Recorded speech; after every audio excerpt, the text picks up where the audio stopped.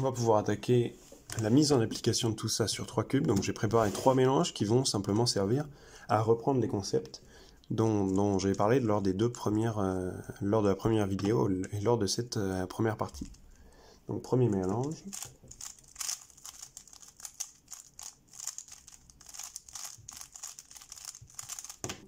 On commence par choisir une orientation. Donc moi je vais évidemment choisir mon orientation de résolution habituelle, donc blanc en haut, vert devant, peu importe, les mêmes concepts s'appliquent. Et on va choisir ensuite ces buffers évidemment, qui eux dépendent surtout de la méthode de résolution au final. En l'occurrence moi j'utilise UBL et UFL comme buffer de coin, ainsi que DF comme buffer d'arête.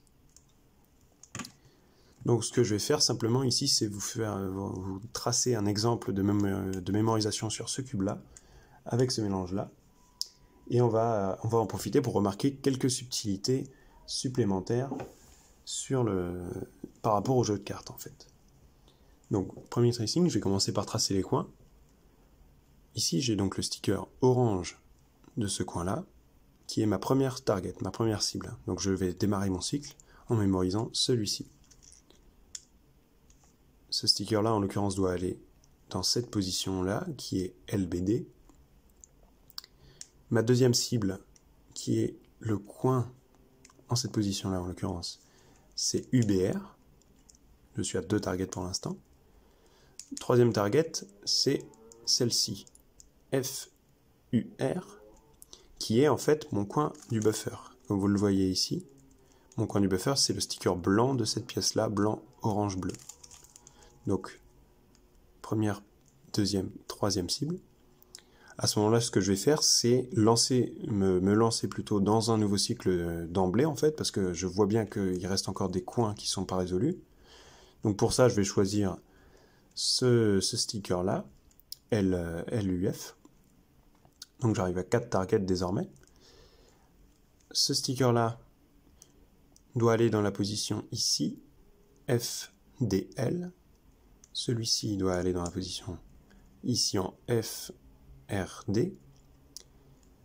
Septième target sur les coins au sein du cycle, du deuxième cycle de coins, donc c'est cette position-là DBR. Et dernier coin de mon cycle, dernier coin de mon deuxième cycle, c'est celui-ci, à nouveau LFU. Donc là, je viens de tracer l'ensemble des coins du cube. J'ai 8 coins à mémoriser et j'ai 2 cycles pour justement mémoriser puis résoudre l'ensemble des coins. Maintenant, on va passer aux arêtes. Donc mon buffer, je le rappelle, c'est DF. DF, la première target ici, c'est UL. UL, je tombe directement sur la pièce de mon buffer, en l'occurrence le mauvais sticker de ma pièce buffer, c'est-à-dire celui-ci, FD, et non pas DF. Donc je vais devoir me lancer dans un deuxième cycle d'emblée, donc je vais choisir ici la pièce RU.